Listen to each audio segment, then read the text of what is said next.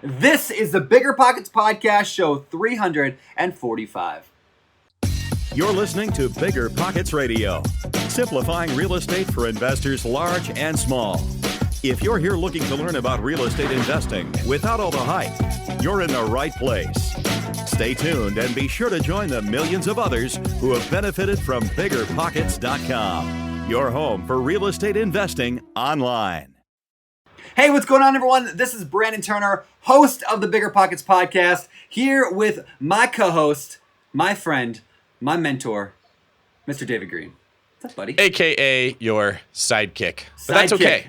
I don't mind being your sidekick because Bruce Lee started off as a sidekick as well, and he had a pretty good career. So did Robin and Batman, and he didn't go anywhere, did he? Of course that's where you take it, but that's okay. No, Robin had a show. He had like a cartoon on like Cartoon Network. So you obviously don't even remember the name of, so it clearly wasn't that good of a show. But that doesn't matter. What does matter is today we have an awesome episode where we go deep into Brandon Turner's crazy, brilliant, genius mind. Who? I don't know if I'd call that. Okay, crazy I can go with.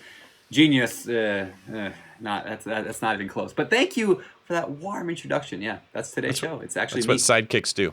That's what sidekicks do. No, in reality, today's show is actually, we are wrapping our show around the BiggerPockets Business Podcast because Jay and Carol Scott from BiggerPockets Business actually interviewed me on their show.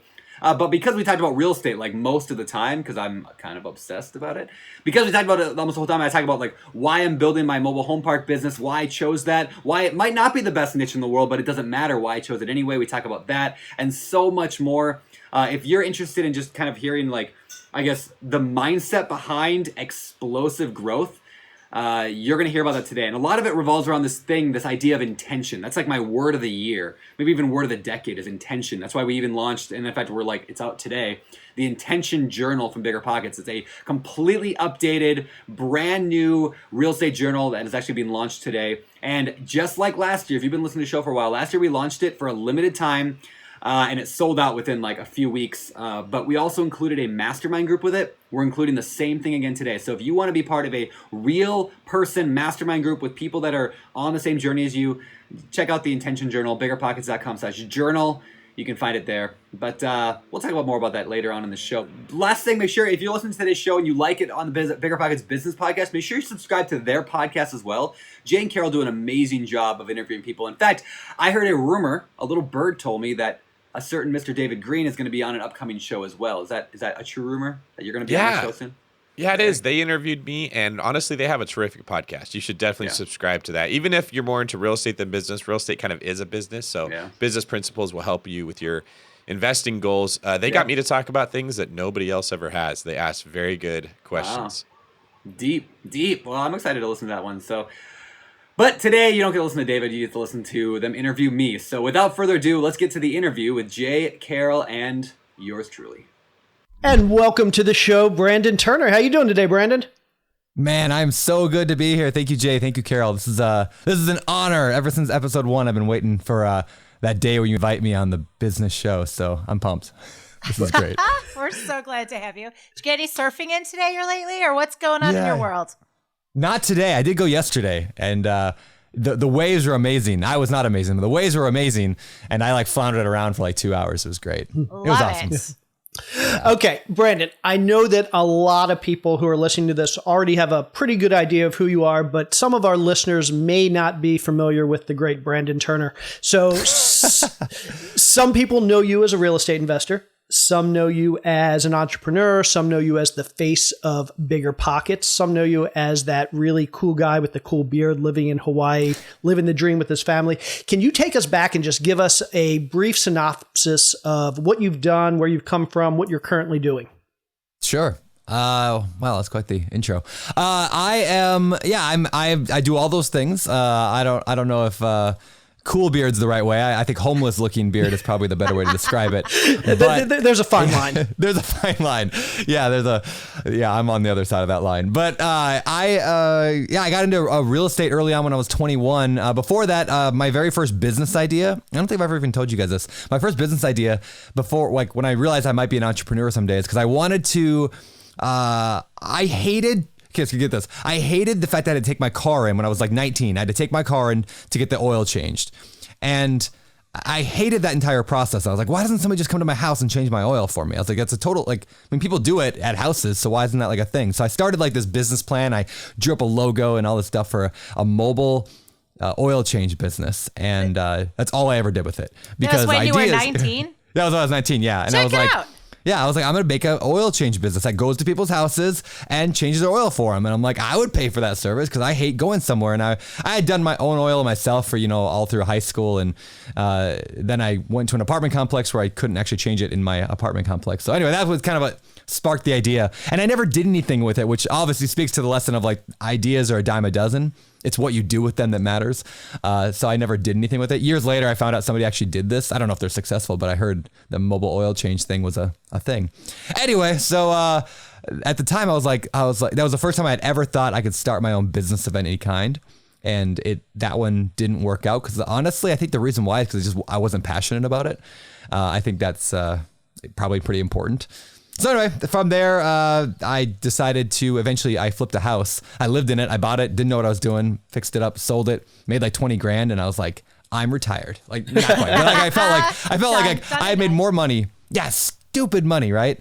So I made like 20 grand flipping this house that I lived in. And then I was homeless and had nowhere to move. And I used all the money for a wedding. I got married to, and that was the best way to spend that 20 grand, of course.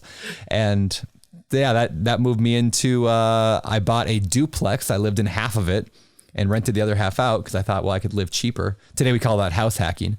I lived in half of it and I was like, I remember the day that my tenants walked over, and I feel like every business owner probably has like this moment where like they realize like they're in it, like they're in the business now. It's like working. Where like my tenants walked over and they paid me $650 in cash because it was like 2 houses on one lot. So they walked over and handed me $650 in cash. Now today I don't take rent in cash. That's a horrible idea, but I did then. And I get this $650 and I'm holding it and I'm standing in this driveway looking at it, and I realized my entire mortgage payment was like $600. And I was like, or $620, and I was like, I'm living for free. Like this works, like I was pumped. Light so bulb moment. Major yeah, light bulb moment. that was a major light bulb moment. Totally sparked something. So is that when you really were like, let's just buy more of these, or what happened? How'd that whole journey start? Yeah, when you just started building more and more. Yeah, good question. So yes, that is when it started. That's when the rental property side of things started. So I was like, wow, well, if I did this once, could I do it again and again? But I also, the flipping kind of started, obviously that first deal where I made 20 grand on a basically a live-in, fix up and sell sort of flip. I think some people call that a house hack. Yes. So there are a few ways of looking at that. Yes, it's a live-in house hack where I rented the bedrooms, so I lived for free while I was there, sold it, made the 20 grand, moved on. But yeah, this whole thing is such like everything I teach today, I can like base back on these like first two experiences, right? It all comes full circle. It all does, yeah. So that's when I started flipping houses, and that was 2007 when I started flipping houses. And we all remember how great the real estate market was in 2007. So I ended up with these flips that I couldn't sell because, for those who don't know, it tanked. And you couldn't sell anything back in 07 and 08 very well. So I ended up holding on to a few of them as rentals and just started collecting units. And I say I got into the business of collecting units. Is what I was trying to do. I just figured if every property I bought, every unit, so to speak, every door gave me a certain amount of money, each one was like this little oil well producing little bits of revenue. It's like having a bunch of those little candy machines, right? That you put the quarter in, like the more you have, the more you make. So every one was a little candy machine on a corner somewhere. And it kind of worked. I ended up at 30 units when I was 27, and I was making about a little over $3 grand a month in cash flow. And I said, I'm done. I'm retired. And I quit my job. I was working at a bank. Quit my job, and I sat on the couch for 6 months and did nothing. It was great. That's awesome. And I want to talk more about real estate investing, but I know a lot of people in our audience, and some who probably don't know this, but to many people, you're kind of the face of BiggerPockets right now. And so can you tell us a little bit about how you were brought onto BiggerPockets, how that whole thing evolved, and kind of how you became synonymous with BiggerPockets?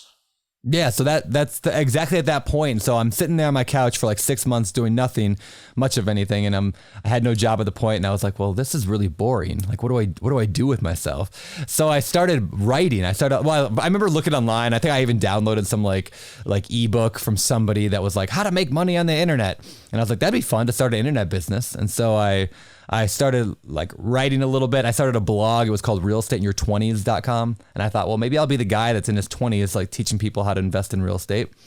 And that led me to emailing Josh Dorkin, because he was, you know, the godfather of real estate websites, BiggerPockets. I emailed him and I was like, you know, hey, I'd love to write for your site. I'm a volunteer. I know you have a bunch of other volunteer writers, guys like Jay Scott and other people, you know, that are awesome. I'd love to do it. And he never responded. Like, just never didn't respond. And I was like, yeah, just crickets. And I was like, well, shoot, this sucks. So I just never anyway. Plan?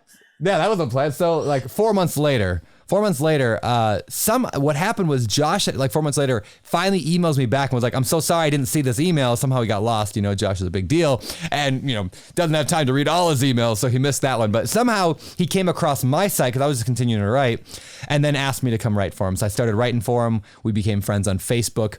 And that led to him writing this post years ago. I should go back and look actually on his Facebook. He wrote 7 years ago now. It was something like, hey, I'm thinking about bringing on some help at BiggerPockets to help edit blog posts. If you know of anybody, let me know. So I responded to that thread. I said, did the person have to be in Denver or can they be anywhere? And he said, let's talk. And so that's how I got on BiggerPockets, is we started having a conversation. And yeah, I mean, I honestly started it started like we had a call for an hour. And the next day we talked for another hour. And like the next day talked for like 2 hours. And then a couple of days later we talked for like 4 hours. And then after like a month of that, like at some point in there, I became the very first like employee at BiggerPockets, just editing blog posts. And that's how the very beginnings of Brandon at BiggerPockets happened. Let me tell you something. I remember the day he was formally, quote unquote, interviewing you. And we had a conversation afterwards where I don't know exactly how your conversation with Josh went down, but Josh came back to me and he was like, I think this guy wants equity in the company. I think he wants stock options in the company. I don't know what to do. Should I give him stock options in the company? And I remember for him, this was like a huge step in the evolution of his business. He finally went from like he was 6, 7, 8 years into the business. He hadn't hired any employees. He hadn't given stock options. And so basically, both for him and for you, this was kind of like something that kind of sparked what BiggerPockets was eventually going to become. Yeah. Well, you know, have you read the book Traction? Yeah, absolutely. Gene Wickman. Okay, so Traction, and then I have not read the follow-up, but Rocket Fuel. But I know like the gist. Have you read Rocket Fuel? I have not read Rocket Fuel. Okay, so what my understanding is. Oh, nice. Okay. Well, my understanding is that Rocket Fuel is about this one concept in Traction, which was any good business needs to have two people. It's a visionary and a integrator. I think it's the two words he uses, right? Yep. The visionary sets the vision on where we're going. The integrator gets the stuff done. Yep. And the reason, like a lot of people think that I started BiggerPockets, and I clearly didn't. Josh was there 7 years before me. And it wasn't even that I like had any, I mean, I literally didn't own a computer a year before that. Like I had no skills really at all in anything internet marketing, anything business. I'd never read a business book ever. I had no skills in any of that. What the difference was the reason we suddenly had Rocket Fuel is because Josh was the visionary for 7 years by himself. And he was also trying to do the integrator role, but I came in as the integrator and just started doing stuff. So he's like, we're going to write blog posts. We want to do guest posts across other websites on the internet that point back to BiggerPockets. Okay. So in the first year, I wrote 50 of them, like for different sites. I'd build relationships. I'd go to conferences. I'd meet people and I just write blog posts. Well, today, like we've got hundreds of blog posts I've written across the entire internet that all point to BiggerPockets. And so it was, again, that Josh's vision of this is what we want to do. And that and my integrator role of being able to actually do it, that made the rocket fuel, that made it launch up. So I should tell Gene, what's his name? I need to be a case study for that book.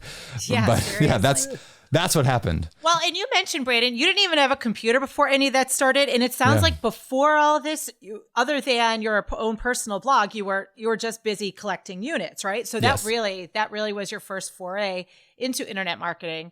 So how did you make that transition as far as how did you learn how to do it? Did you just like randomly go out there and experiment, or did you have a process, or what was your thought process about how to like grow this thing and make it so huge? Oh, that's such a good question. I had read Tim Ferriss's 4-Hour Workweek, which I think everybody in the world has read. And I remember thinking like, this just sounds so cool. And that's part of when I was building that real estate in your 20s site, which still exists. I haven't updated it in 7 years now, but it's still there. And it's actually grown since then, which is interesting. Like there's more people on it today than there were 7 years ago. So I guess that's just the longer you have a website, the more people go to it. So I I had read Tim Ferriss's book. That led me to listen to a couple internet marketing podcasts. Like one of them was a Smart Passive Income podcast with Pat Flynn. Yep. That one was huge for me. I started reading a lot of different people. Like there's a website called Viper Chill that I read a ton of Viper Chill at the time. I read a ton of like Neil Patel. He's got a few different blogs out there. I read a lot of that. And then I am a huge reader. I read a ton so I started reading books on the topic, like just business books in general, but internet marketing stuff. But I'm also a big believer in like when you learn something, immediately go try it out. So I go put it on Real Estate and Your 20s, something, right? Like, oh, Pat Flynn said to do a free ebook. So like I gave out a free ebook. And like I literally even like copied his design because I was so bad at design. I was like, well, he already did a good design. I'm just going to do the same design. Cool. That's actually like the story of my life, and everything I pretty much have ever done ever in business is, what has somebody else done? I'm just going to pretty much do that. Like I never reinvent the wheel, hardly ever. I always just find what has already worked for somebody else, and I just use that. For example, if I'm like the other day, I'm putting together this like executive summary for this big real estate thing I'm doing right now, and rather than like designing this 40-page PowerPoint, I go to graphicriver.net, I think it is, and you can buy PowerPoint presentations that have already been finished. It cost me $15, and I got like 400 slides that are already like beautifully designed, and all I have to do is like copy and paste words in there. Like that is like such an exact, like how my entire life operates, and pretty much everything is find somebody else has already done it better and just copy that. One of my favorite quotes is, good artists copy, great artists steal. Nice. That is great. That is great. So okay. Yeah, anyways, that's how I figure things out. Just testing. That's cool. That's good. And I think that's a good tip for our listeners too, right? Because there's so many of us who we read and we research, and you get that whole, you're right on the verge of doing it, but just go out there and do it, for crying out loud. Just make that leap and do it. So go, Jay, what you got? Yeah. So that transitioned you into BiggerPockets, and you could have probably sat back and focused all your time on doing marketing and growth. You're the VP of growth for BiggerPockets, and you could have kind of focused on that and kind of taken a break from real estate. Sounds like you were already making a good bit of passive income. You were growing your career, but you didn't sit back. You kept plowing forward with the real estate investing. So where did your real estate investing go after you joined BiggerPockets? How did that evolve and change? Yeah, good question. So during those like the years like where like I was heavily building BiggerPockets, where I was integrator, which was for the first like call it 5 years, and we can get to why I moved out of integrator role actually in a second, but during those like first like 4 or 5 years where I was just in there doing all day long, and Josh was like leading the vision and leading the team and growing it, I didn't have a ton of time. I worked a lot of hours. I mean, Josh and I in the beginning, like the first year or two, like we probably worked 100 hours a week, and we had just it was fun, and in that early startup kind of feel of a company, and we were just in there grinding away because we had to get it done. So I did very little real estate. Like I'd buy like 2 or 3 properties a year. I was flipping a couple. I'd buy a couple as rentals during that time. My wife at that point was able to quit her job and just manage the property, so she was taking care of that. I bought a 24-unit apartment complex in there. I ended up selling that a few years later, made some good money on that, and just kind of like slowly, like almost like maintained the real estate for a number of years. Like I went from over that course of that time, I went from that 30 units I had when I started BiggerPockets to buying the 24 unit, then about a 50 unit, and then a few other small ones. So I ended up with about 100 units. I guess I could say as of today, I have 100 units. A month from now, I should have 600 units. And so like I've made that change recently, and we can talk about what led to that. But it was, I just slowly grew my portfolio during that time. And then at some point in there, we hired Scott Trench, who's the current CEO at BiggerPockets. And what happened was Scott he's like the best integrator I know. Like the guy just gets stuff done, knows how to lead a team, knows how to get things. He was hired as an operations manager. Well, I think he was hired as financials, but he became operations and very quickly. And so he became an integrator, and the team became the integrator. And so I kind of moved to more of a visionary role along with Josh, where we were doing the podcast, and eventually Josh stepped out of the podcast, and my role changed to a lot more visionary stuff. And that led me more time and more ability to jump back into real estate, which is I've done recently. Well, let's talk about that. So you mentioned a few minutes ago that you went from 100 to 600 units. Presumably you didn't do that by buying more single family houses or duplexes or even 20 unit properties. How have you gotten from 100 to 600 units over the last couple of years? Yeah, so the short answer is mobile home parks, and we're set to close on all of them right now. We have 8 mobile home parks under contract right now. Yeah, 8? and 8 of them, parks. Yeah, 8 parks Where? in 3 Where states. are they? One's in Ohio. Well, 2 are in Ohio, 3 are in North Carolina, and 3 are in Illinois. Wow, all over the place while you're in Hawaii. Yeah. And I can explain why. I mean, like, I don't want to go into like super in depth, obviously, into like why mobile home parks I chose them. I just like the truth is, like 9 months ago, I got to this point where again, BiggerPockets is like running, and I'm still there all the time doing podcasts and videos and webinars and stuff. But like, I had more time to do something, and I moved to Hawaii, so I moved to Maui last summer, and I got to that point where like I could just ease off and just relax and sit back and just coast, I guess, on my laurels. Is that the phrase? Like rest on my laurels, coast along. And I had to come to the decision of like, not so much like, do I need the real estate? Because like I could live on the 100 units. I could slowly pay them off. Even right now, like I could probably pay all my bills with just the income coming in on the 100 units. I could pay my bills with that. And in that 100 was a mobile home park in there, by the way. And I'll bring that back in a second, why that's important. But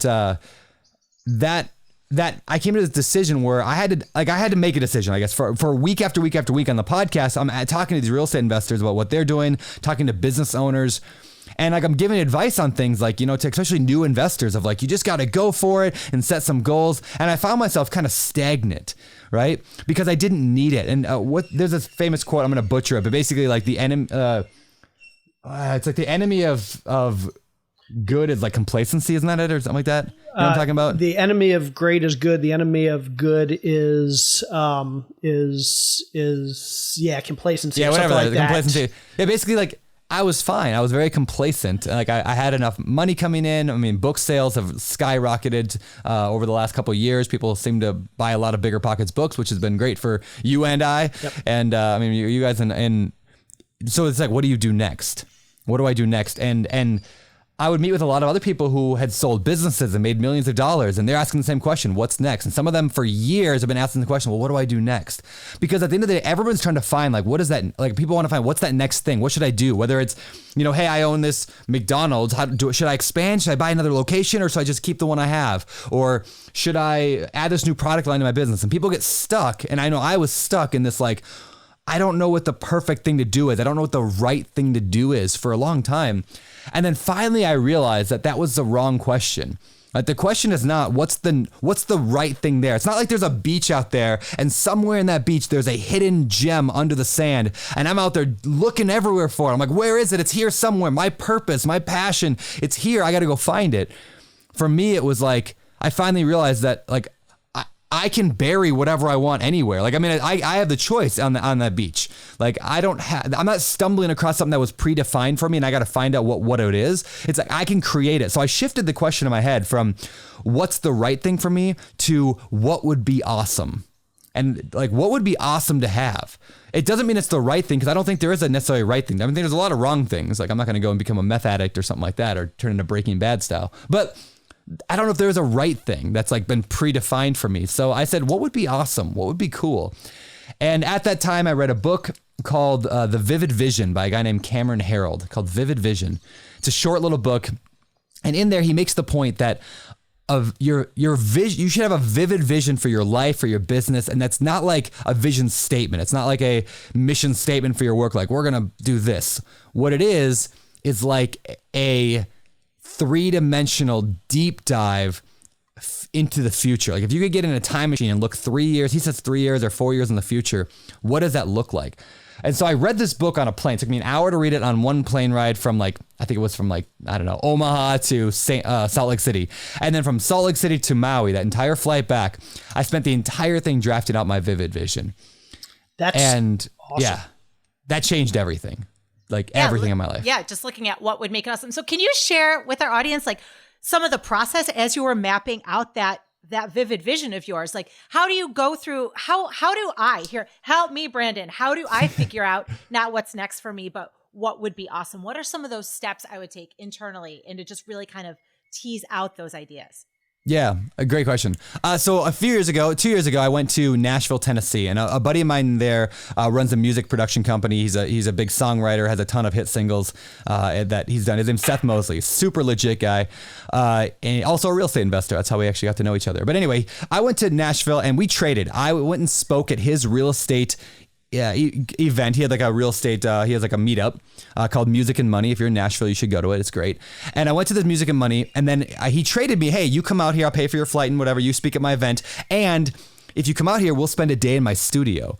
And like, I was like a music guy when I was a kid. Like, I mean, I still play guitar. I play music for church, and I love music and writing songs. And this was an opportunity to be in a real like Nashville studio, like, and work with somebody who's got like, who writes songs that you hear on the radio. So anyway, of course, I had already booked my flight before I got off the phone call with him. And I went to Nashville and I saw the way his team worked. Like, this is like, I mean, I got to do music and it was like the greatest day of my life. And I wrote this song for my daughter, Rosie, which is called Heartbeat. Maybe you guys heard it a while back. I put it on Facebook. Absolutely. Yeah. And so that was that day. And I'm going to do my best to link that in the show notes, because that was an absolutely unbelievable. I remember the minute I heard that, I ran to Carol and I said, you have to come hear this. And she's like, oh, that's amazing. Who is that? And I was like, that's Brandon. And she's like, wow. Thanks.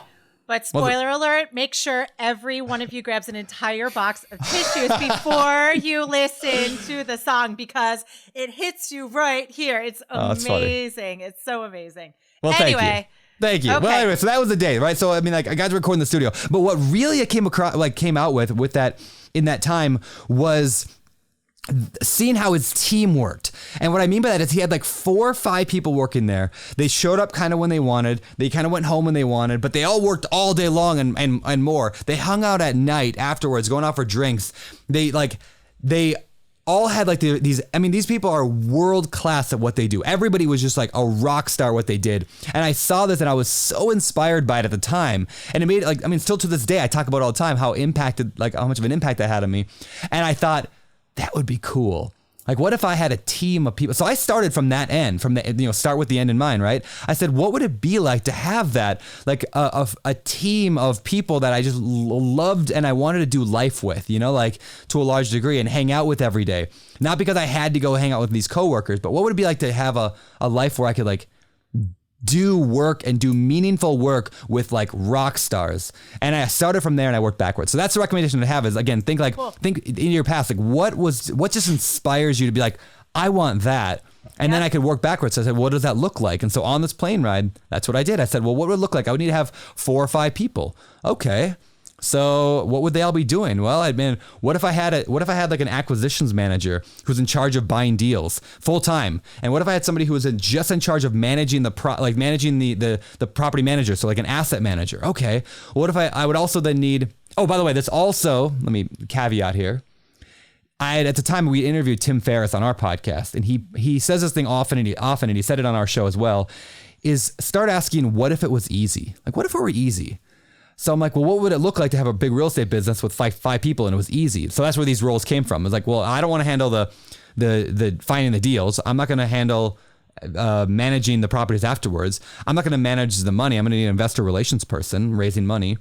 I don't want to handle, the actual like dealings of the team, like all the irritating things. So I need an operations manager. And then like all the little stuff in my life, I'm going to need an executive assistant. Well, there's 4 or 5 people right there, right?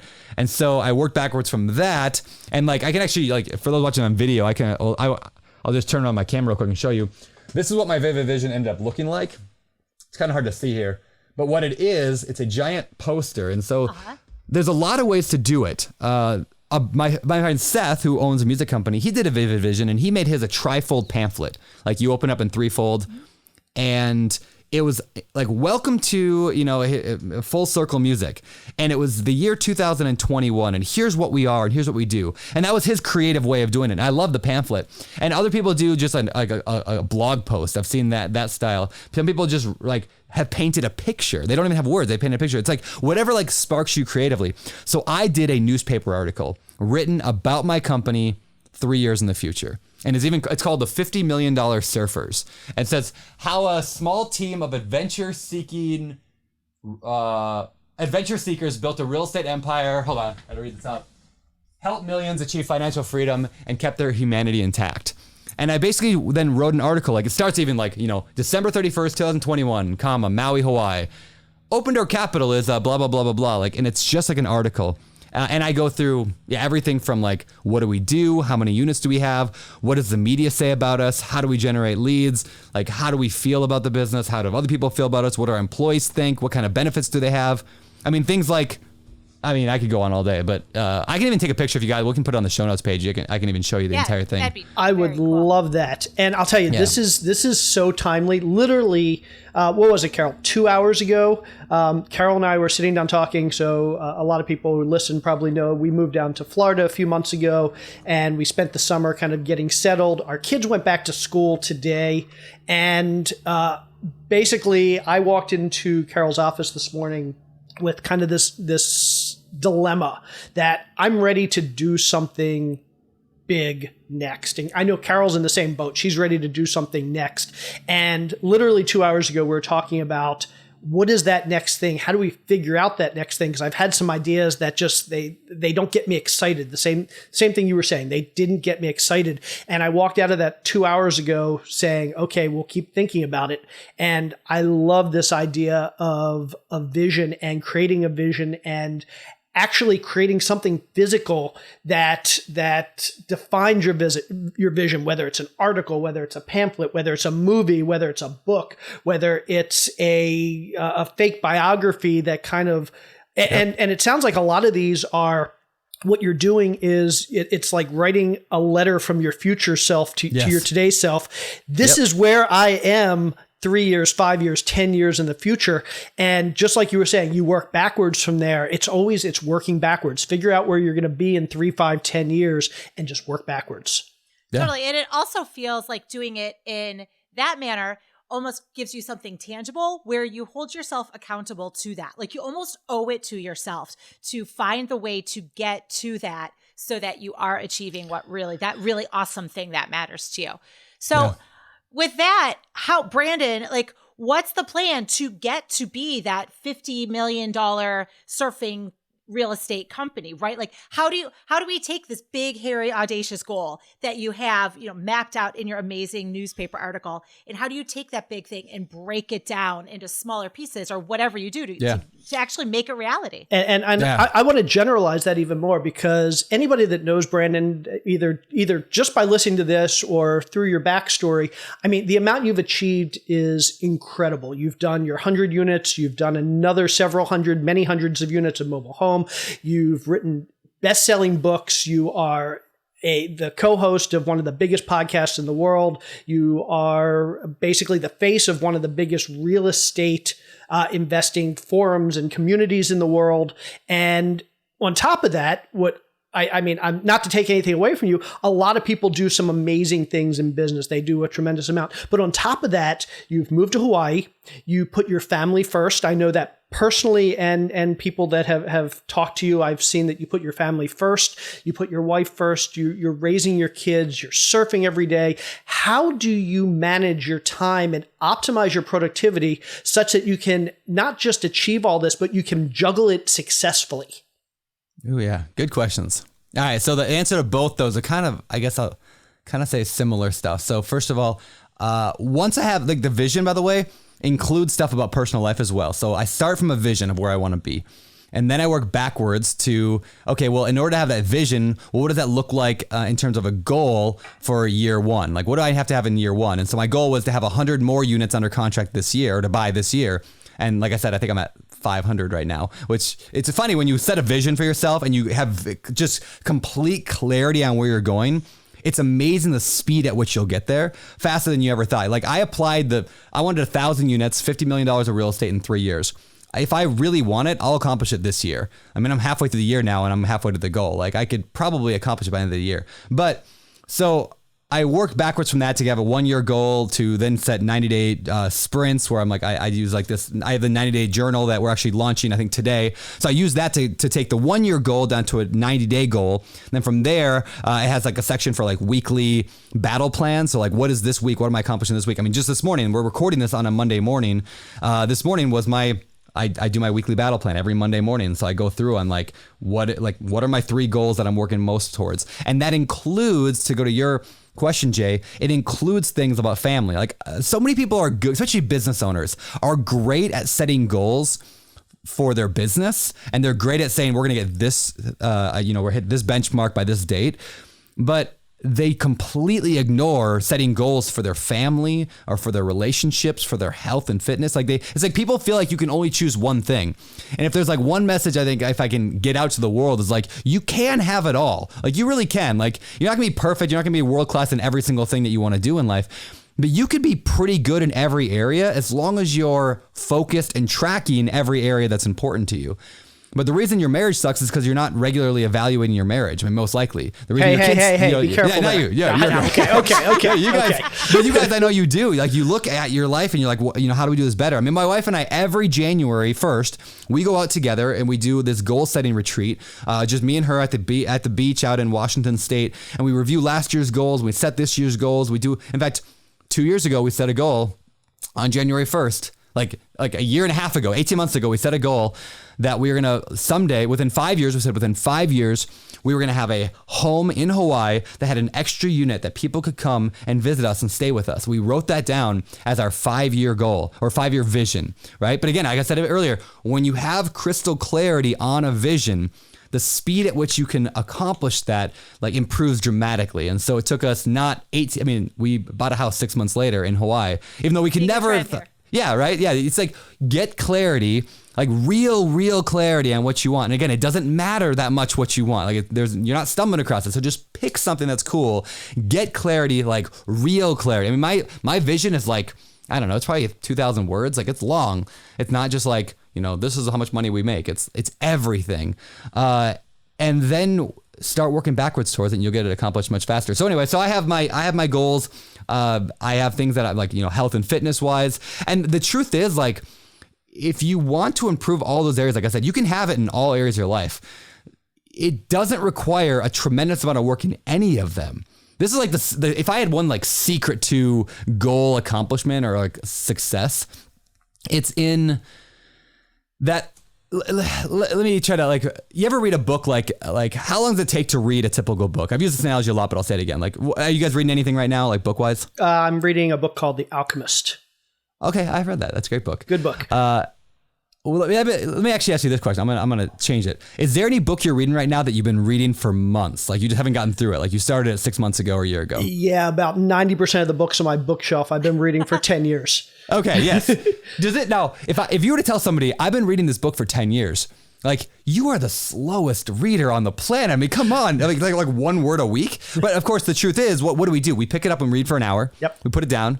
We don't pick it up again for 6 months. We pick it up and read for 2 hours. Yep. It's the same thing as the guy who goes to the gym and he gets to the gym and he lifts weights hardcore for an hour and he's like pushing and pulling and getting swole. And then he leaves and he comes back 2 months later and he does it again. Like, so most people, like the reason that we fail to accomplish most things in life is because people put too much space in between the action steps of like the reading is just an analogy, but like in anything in life, right? So if you could just shorten that, I call it dead space. If you can shorten that time, you can accomplish so much. It's the fact that we haven't identified what that next step is and we haven't time blocked that step. And if you just do those two things, right? You identify what your most important next step is, MINS is what I call it, MINS.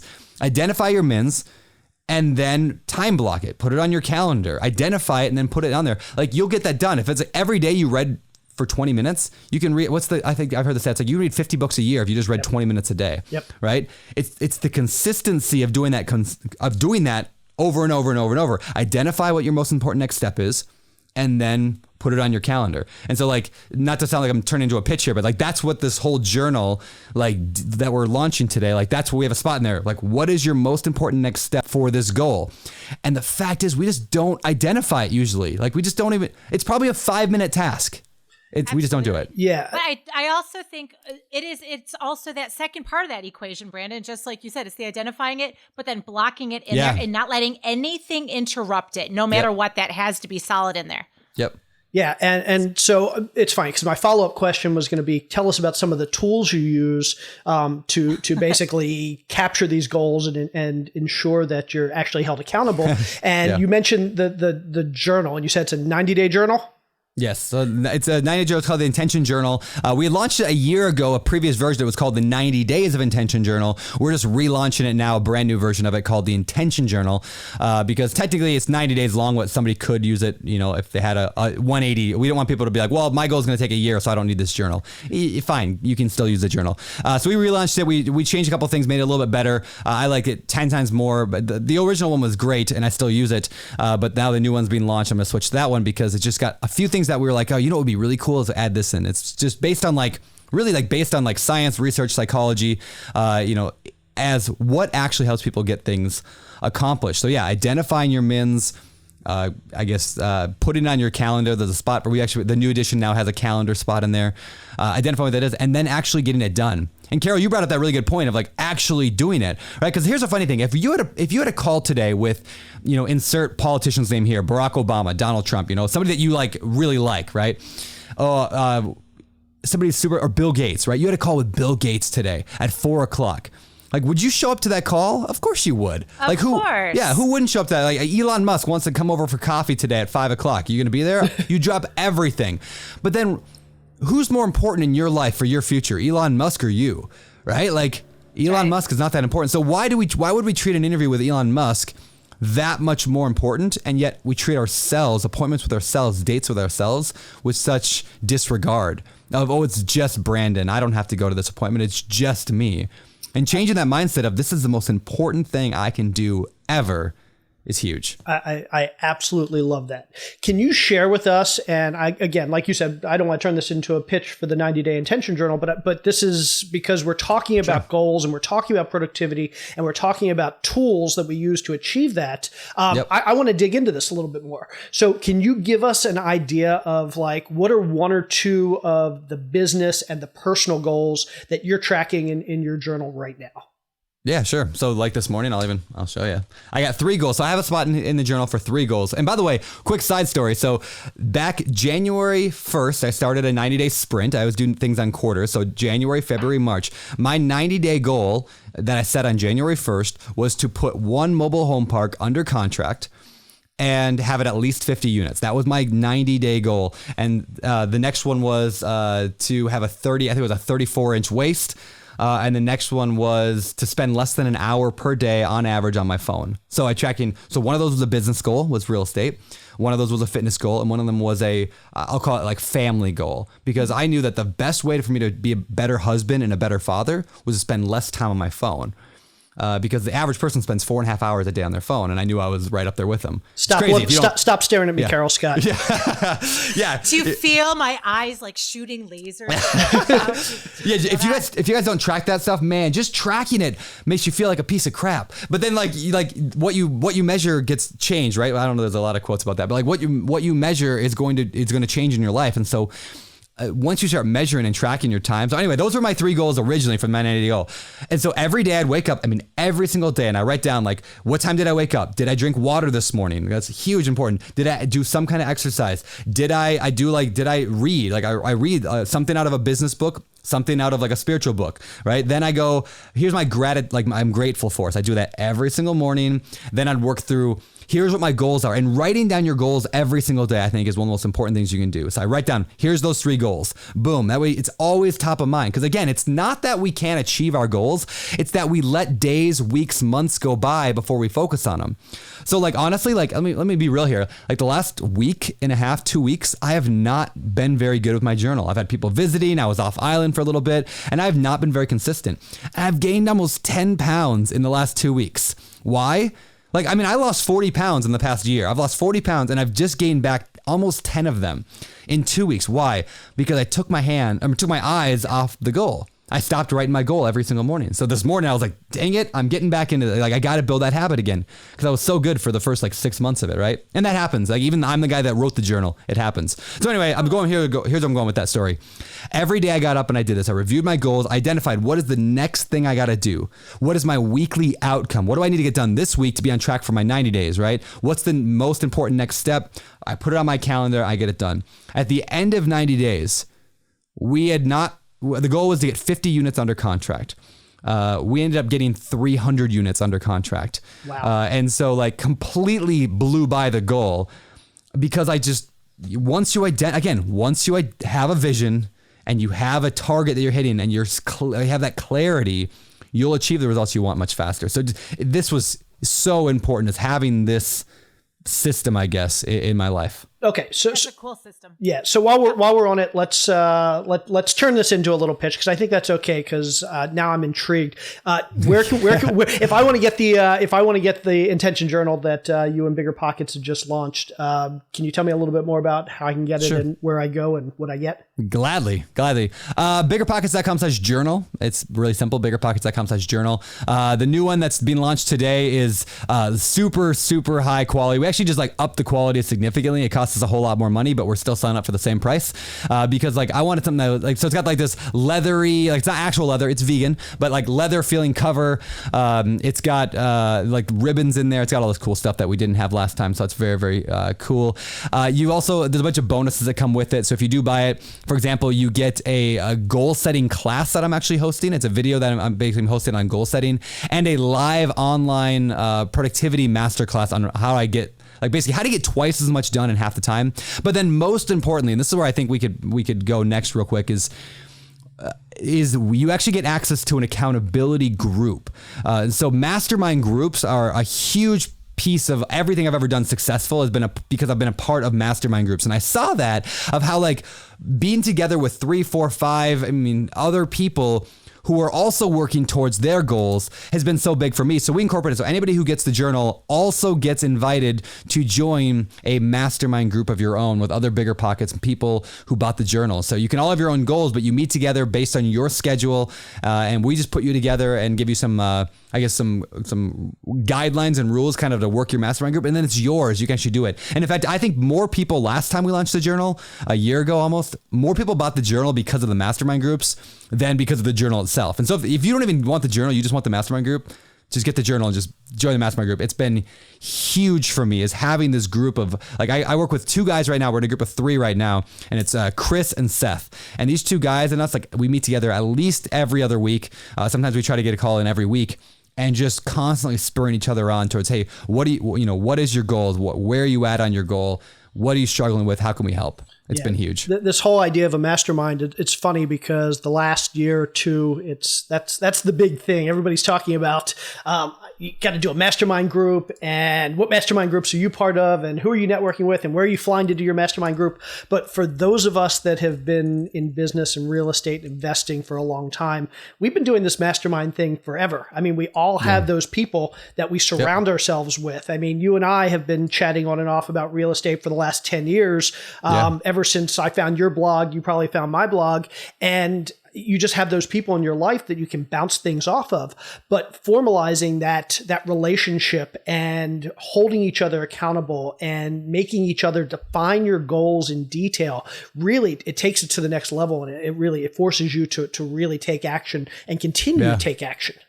There was a study done, and I don't have the exact numbers in front of me, but the Dominican University did this study, and it walked people through. They had to set a goal. They grabbed a whole bunch of people and had them set a goal, and then they broke them into 5 groups. And I think the first group was hey, you have a goal. The second group was you have a goal and you wrote it down. The third group was you have a goal, you wrote it down, you wrote out action steps. The fourth one was something you shared it with a friend. And the fifth step was you have your goal, you wrote it down, you wrote down your action steps like we've been talking about. You shared it with a friend, and you met weekly for accountability. And looking at the chart, it was over doubled. I think it was almost 3 times. It was 30% of people who set the goal ended up accomplishing it. And at the end of the chart, it was 90% who had the full 5 had accomplished their goal. And so it just shows and the biggest one, by far the biggest one was having that weekly accountability. So setting your goal, writing it down, being clear on it, having action steps, knowing what your actually process looks like to get it accomplished, having a friend know about it, and then getting weekly accountability. You include those 5 things, and it was 92% of people accomplished their goal because of that, compared to 30. That's crazy. Yeah, and for me, the big one there is having a friend that knows about it, because too often we have this idea and we're okay, I'm going to do this, and I'm not going to tell anybody until I get some traction. Yep. But what you don't realize, or maybe you do realize it, is that you're not going to get the traction until you've told somebody, because that's the thing that's going to keep you accountable. It's going to keep you moving forward. On that note, I read another study when I was putting this together that said, should you talk about your goals publicly? And there's some studies have shown that actually, like, they followed some people who publicly talked about their goals and they severely decreased their chance of accomplishing it. Yet other people showed that they increased it. And so this article kind of tried to figure out why that is. And here's what they came up with. When you go and post a goal online, like on Facebook, and you say, hey, everybody, I'm going to be a millionaire by the time I'm 24. What that does is everybody goes, yeah, you got this, man. You're awesome. And you get that dopamine hit. You get you get the victory without the pain, and your chances of accomplishing it decreases. And so because you already won in your head, your subconscious thinks you already accomplished it even though you didn't. Hey guys, I'm going to lose 30 pounds in the next month. And everyone's like, yeah, you got this. You're excited. Like, you don't get it. But when you tell 1 or 2 people or 3 people or a small mastermind group, you don't get that dopamine like, wow, you're the best. You get, okay, well, what are you going to do about it? Yep. Like, what's that look like? And that's why telling a small group of trusted people is far more valuable and more important and more likely to get your goal accomplished than telling the world over on Instagram or Facebook. Really cool. Really cool. So you mentioned a couple times a week, or at least once a week, you'll talk with your mastermind groups. And so you've got that going on. You've got this amazing real estate business it is a freight train. It is just going and going with no end in sight. You're the face of BiggerPockets. You're a husband and a father. You have all of these things going on, and I want to know, and I know there are lots of other listeners who want to know also, Brandon, what is a day in your life like? How do you fit all this in? Just walk us through. You get up in the morning. What happens from there? What is a day in the life of Brandon Turner? Good question. So the last few months have been different than the months previous, but I'll go through what recently has been. Typically, I get up like 5:30 a.m. The great part about Hawaii is that you get up super early because the birds start chirping. Like we call them alarm clock birds. And it's 6 hours earlier than where I am, so it's easy to get up early. It is. Like I get up at let's say 5:30, and it's like already like halfway through the day for everyone on the East Coast. So, which is great. So I get up early. I get work done. I usually try to, in the first hour, it's like me time. Like Rosie and Heather usually aren't up until about 7:30. So the first hour is me. So I go through my journal every single morning. I drink that cup of water every single morning. Like that became a habit for me. Because we wake up dehydrated every day. So when you immediately rehydrate yourself, everything else goes better. So it just starts with that, anchoring that thing. I'm such a big believer in like developing good habits for yourself. Which, by the way, in the journal, not to revisit that and like kill a dead horse. Is that what it's called? Beat a dead horse? Beat a dead horse. Yeah, not to beat a dead horse here. On the dead horse. Yeah, but there's actually a spot in the journal. It's like a weekly daily habit tracker. So like I actually write down like what are the habits I want to build that should help me accomplish other things in life. So for example, right now I have like asleep by 10 p.m. If I can be asleep by 10 p.m., I know that everything else, like a whole lot of other good things will come out from that. Like the next day I'll wake up earlier, I'll get more accomplished, I'll be more rested, blah, blah, blah. Going to the gym, reading every single day. Do I do that 7 days a week? Do I have meetings with my team 2 times a week? Like, is that a habit we built? So anyway, having those habits is important. So I try to make my first hour of the day just very routine, very habit. So again, going through that, I try to do some stretching in the morning, etc. Then I go into my sea shed. I built like this office, my little work sanctuary studio in my front yard, basically. And I go in there. And usually that's when I knock out BiggerPockets stuff. So I'll spend a few hours podcasting or, meeting with people for BiggerPockets, writing, making videos, things like that. Then by 9-ish in the morning, I'll go inside, eat breakfast with the family, and then just usually hang out with them for a few hours. And then in the afternoon, usually meet with Ryan on real estate stuff. And that's when we'll kind of knock out Ryan, by the way, Ryan Murdoch. He's was a buddy of mine. He actually brought me that very first mobile home park. I never brought this back in earlier when I said I was going to. So I'm a big believer in telling people about your goals. Big believer in that. So like if you have something you want to accomplish, tell people what you're looking for. Not just your goals, but what you're looking for, right? And be specific, have that clarity. So I mentioned at a meetup out in New York City when I was speaking, I said I was looking for a mobile home park. If anybody knows of any, let me know. So this guy, Ryan Murdoch, who had been on the podcast, the BiggerPockets podcast, the real estate show, he emailed me and said, hey, I actually just got an email from a friend of mine who's selling his mobile home park. So Ryan and I bought that park together alongside Mindy Jensen of the Money Podcast. The 3 of us joined forces, bought it together. And that's what made me want to buy mobile home parks. Because it was, again, what would be cool? Well, I really like our mobile home park. That worked out really well. And we make a lot of money from it. Let's do that. So again, not that it's the best thing in the world, but find something that you like, that works well, that inspires you, and say, okay, I'm just going to do that. So that's how that is. So anyway, so then Ryan, when I moved out to Hawaii, I called him and asked him for help for a week. If you could, I was like, can I give you a flight out to Hawaii in exchange for helping me move, basically? And he never left. So I'm still trying to get rid of him. But no, like, so him and his wife Pinky moved in here, and so they live in the extra. I have like a 3-unit house. There's 3 units here. There's one in the back, one down below, and one up above. So Ryan lives in the back house, and then we just work together. And remember, I said earlier, like that my vision was to have people that I just loved and respected, that were rock stars I could do life with. Every single day I get to experience that, because like, I mean, even right now it's just Ryan, but we brought in an asset manager to run our team, Brian Murray, and Brian wrote the book Crushing It in Commercial Real Estate. So Brian's our asset manager. He's a rock star, and I get to like do business with him now. So my vision is coming more and more. It's completely coming to fruition. It's coming to fruition because I know where I'm headed. So anyway, so we work in the afternoon usually for a couple hours on random real estate stuff. But Ryan really takes the bulk of that, which is, again, like I'm trying to set up, what if it was easy? What would it be like to build a $50 million real estate portfolio of mobile home parks easy? Like, what would that look like? And so again, Ryan does the bulk of that work right now. And anyway, we go to the beach every day, pretty much. I mean, there's hardly a day we don't make it down to one of the beaches. Maui has more beaches than any other Hawaiian islands, so we spend a lot of time at them. I try to surf a few times a week. Not every day yet, but that's only because I'm a weenie and I'm like, I got to go out and paddle again. My arms are sore. Well, it sounds like at some point we're going to have a discussion, maybe another episode on delegation, because it sounds like you've done a really good job of surrounding yourself with people that you can offload a lot of these important tasks to, but tasks that, again, as you said, you're the visionary, you're the guy kind of at the center running it all, and you've been able to offload a lot of these really important tasks to really smart people who kind of allow you to be successful. They're successful too, but you're kind of the face of it. Yeah. There's a big lesson I learned over the last few years, a business lesson that I used to have to choose between working with, I felt like I had to choose between working with people I liked, or, people I really liked a lot and got along with well, and people who were just rock stars at their thing. And for years, I chose between the two. I would hire someone I really, really liked, but they just weren't experienced. They didn't have the ability, and not that they were bad people, but they weren't right for the role. And then other times I hired people or worked with people, and it doesn't mean I hired them maybe at BiggerPockets or at other things or contractors, whatever, that were awesome at their job. We just didn't get along. We just didn't work together well. And what I realized in Nashville, that's what clicked for me that day in Nashville when I went there and I flew with my friend, I saw his company working, is I saw the like rock stars who got along well. And I realized at that moment, you don't have to choose between the two. You can have both. It's harder to find both. But if you get both, that fixes a lot of stuff. So yeah, I've been really focused lately on how do I find people that I would love to do life with that are also top of their game. And I want both. I don't want to have to ever choose between those two things again. So Brandon, before we jump into the final segment of the show, I do have one more question. So I know what you're working on now. I know what you've accomplished and your big, hairy, audacious goal of a $50 million real estate surf company.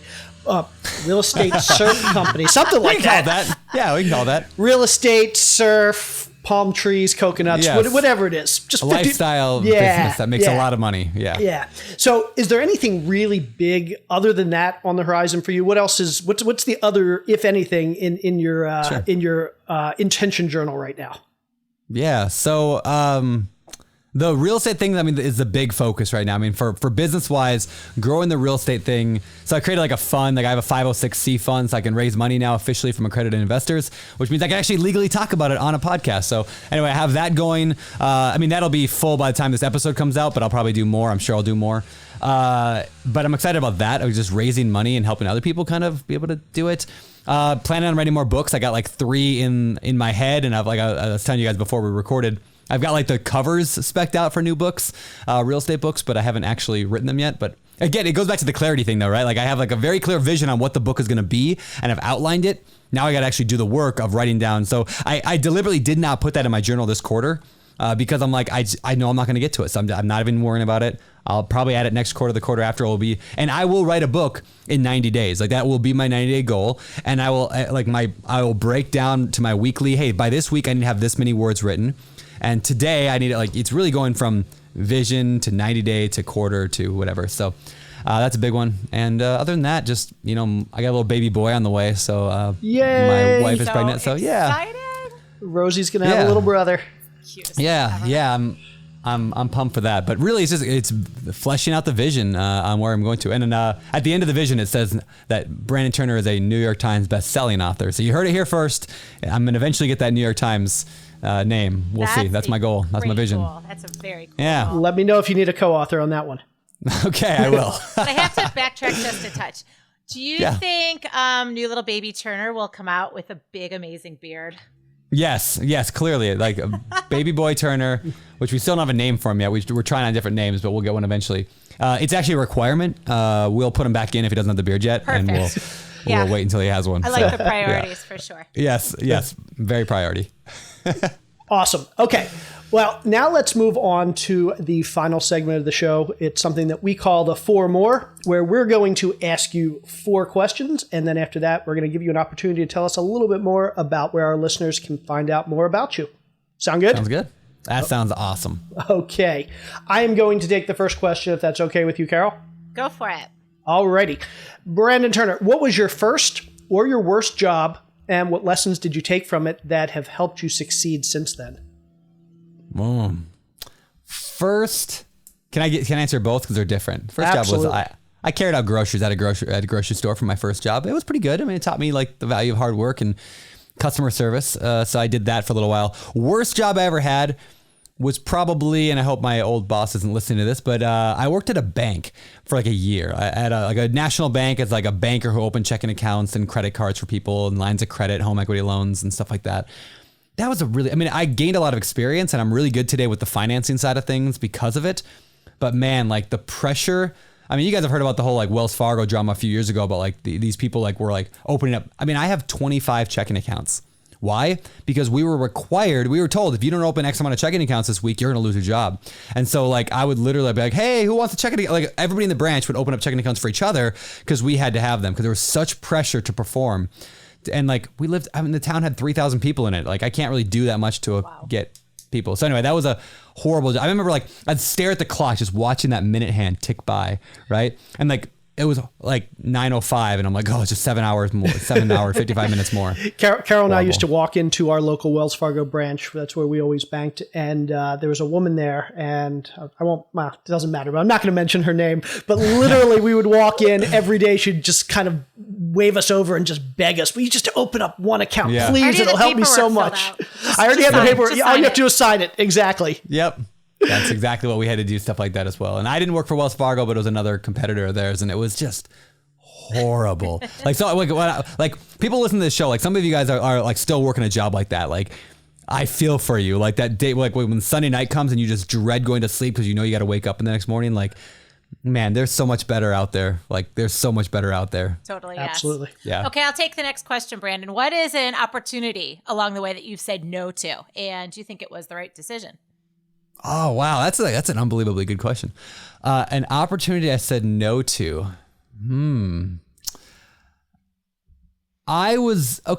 So 4 years ago, I had the opportunity to move to Denver. What happened was Josh was starting to scale the team. This is when Scott first came on and we were like, this is like a thing. Like this is something magical is happening here. And Josh was like, I think you should move to Denver. And I was like, I think I should too.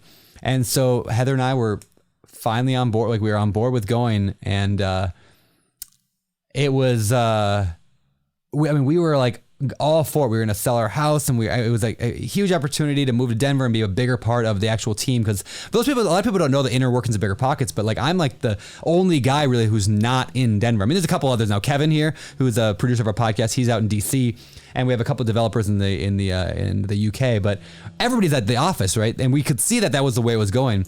So I said I was going to move to Denver, and then I actually went to this I was a youth leader at a church for the last decade before I moved to Hawaii, and I went to this conference, and while I was there, every single speaker who spoke at this event, everyone said the same message: don't quit where you're at. God has you right where he wants you. And it was like over and over and over, and just drilled it. And everybody, and it was, I got home from that, and Heather and I just looked at each other and were like, whether or not that was like divine inspiration or saying I shouldn't do it, or whether it was just like because this is a ministry type conference and they know everybody's dealing with that, I want to quit.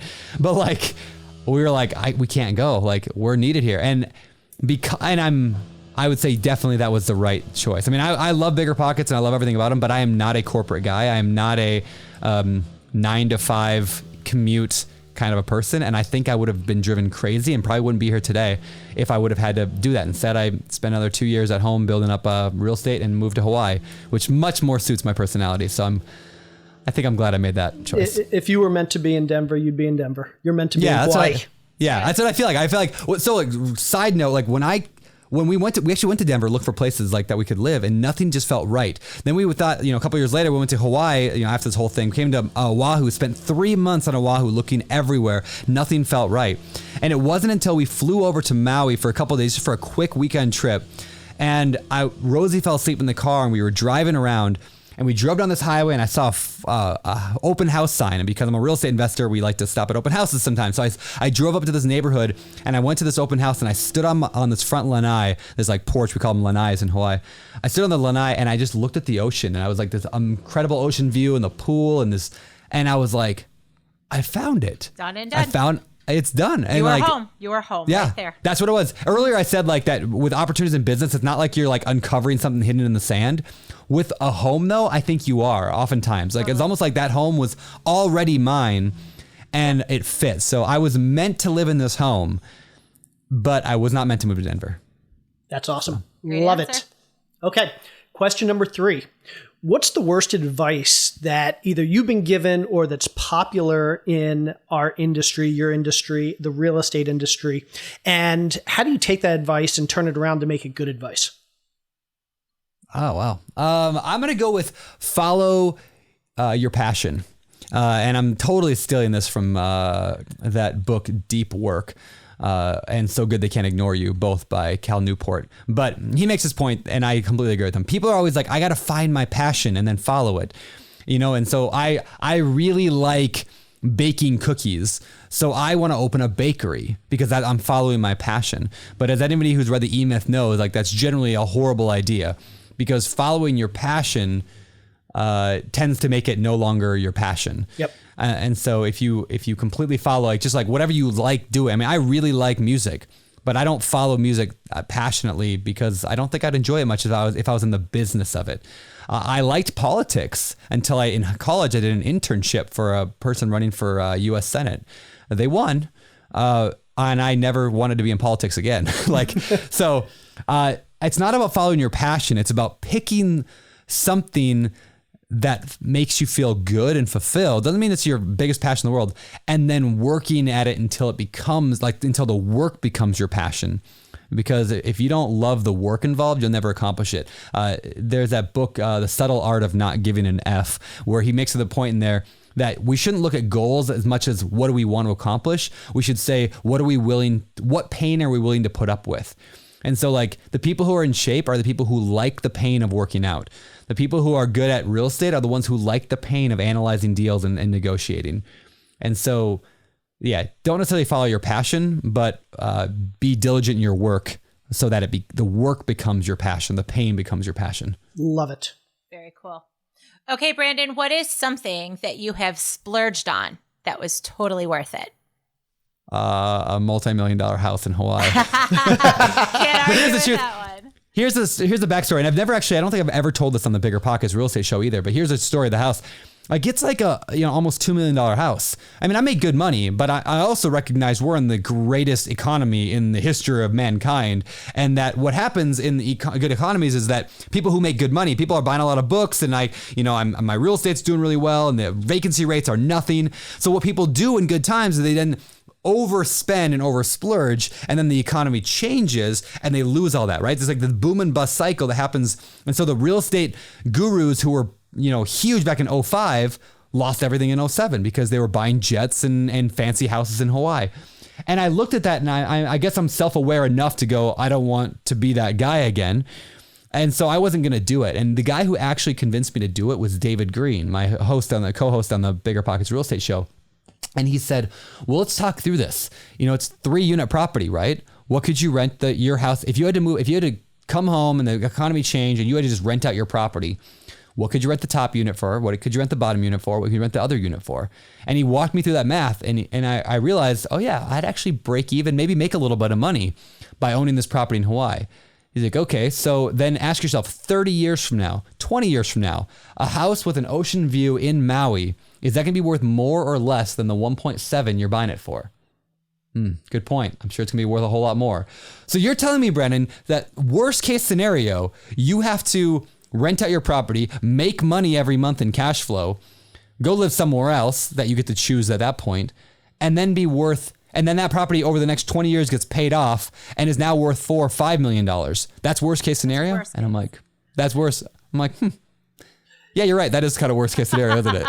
This is your biggest burr ever. Yes, this is a giant burr house hack, everything combined in one. Multifamily, also kind of a single family. Yeah, it's every real estate strategy I've ever done, all combined in one. And this property, I will make millions of dollars at if I hold it long enough. And so that's why I don't feel stupid for doing it at the greatest economy ever. Awesome. I didn't go buy a jet, so. An amazing splurge worth every last penny. Okay. Every last penny. Question number 5. Ooh, we've never had a question number 5 before. Now I'm scared. Tell us a secret. Tell us a Brandon Turner secret. Come on, something you've never told anybody ever. Wow, a secret. Oh, I'm not really going to make you do it. No, okay, no, I'm going to tell one. When I was, and this is going to torment people for life, because now you're going to do it too. That's not much of a secret, but it's a funny story. When I was in 6th grade, I had a youth leader at a church tell me, do you ever wash the middle of your back? You can't reach it. So the middle of your back never gets washed. And I said, oh my gosh, you're right. I think about that every time I take a shower every day since 6th grade. And I say, how do I wash the middle of my back? And I think of that story every time. And now everybody listening to this is going to go, shoot, every time you take a shower for the rest of your life, you're going to go, how am I washing the middle of my back? That's like a Buddhist cone. What's the sound of one hand clapping? There you go. Yeah. You can't do it. You have a dirty middle back. Sorry, Brandon, that's awesome. Okay, so now that was the 5 more. Or that was the 5. Let's jump into the more. So for our listeners out there who want to find out more about Brandon Turner or find out where they can contact Brandon Turner, tell us more about where we can get in touch with you. I'm like a 13-year-old girl. I'm obsessed with Instagram. So Instagram is Beardy Brandon, beard with a Y, Brandon. And of course, I'm on BiggerPockets and I'm on everything else. But Instagram is where my inner 13-year-old child comes out. Awesome. And for anybody else out there that didn't catch this earlier, if you want to buy the 90-day intention journal that BiggerPockets is just coming out with, Which you should. It was, say it again, was it BiggerPockets? BiggerPockets.com/journal. Yep, BiggerPockets.com/journal. Easy enough. Cool. Easy peasy. Brandon, this was absolutely awesome. I'm sure our listeners appreciate it. Carol and I appreciate it. Thank you so much for being here today with us. Thank you, Brandon. Thank you, guys. Talk to you soon. All right, guys. Hope you enjoyed today's kind of wrap of the BiggerPockets Real Estate Podcast, but wrapping it around the BiggerPockets Business Podcast. I hope you found that helpful. If you did, make sure you check out the show notes of this show, BiggerPockets.com/show345. Let me know what you think. Talk to me. Let's have a conversation. I'm in those comments, so I respond to them. I read them. Also, if you found this valuable, make sure you share this over on your Facebook or maybe on your Instagram. Tag me at BeardyBrandon or DavidGreen24. And let us know what you think about kind of this wrap of a podcast today. So anything you want to close with, David? Well, I thought you did a great job on your interview with these guys. I love every time you can kind of pull back the curtain and see what goes on in someone's mind. It's one thing just to share tactical advice, do A, C, B, but it's another when you can understand the mindset of the person who's doing it, what drives them, what motivates them, because we don't all operate the exact same way, but we can get on the same wavelength as far as the way we think. So thank you very much for sharing a lot of that stuff, Brandon. Well, thank you. And actually, thank you. So I mentioned this in the episode. You guys just heard it. But I would mention how David is actually the one that is ultimately responsible for me, or at least one of the biggest contributors to me being out here in Maui. Like when I was trying to buy that house and I was like, had all this fear about kind of getting to the next level and taking this big step, it was David here who convinced me to do it. So thank you, David, for expanding my mindset as you always do. You're a good dude. Thanks, bro. That's one of the benefits of having a friend is you get to participate in other people's successes. So everybody listening, go find someone and be a friend to them. It feels really good. That's awesome, dude. All right, well, why don't you take us out? All right. This is David for Brandon Crushes Whatever He Puts His Mind to Turner, signing off. You're listening to BiggerPockets Radio, simplifying real estate for investors large and small. If you're here looking to learn about real estate investing without all the hype, you're in the right place. Be sure to join the millions of others who have benefited from BiggerPockets.com, your home for real estate investing online.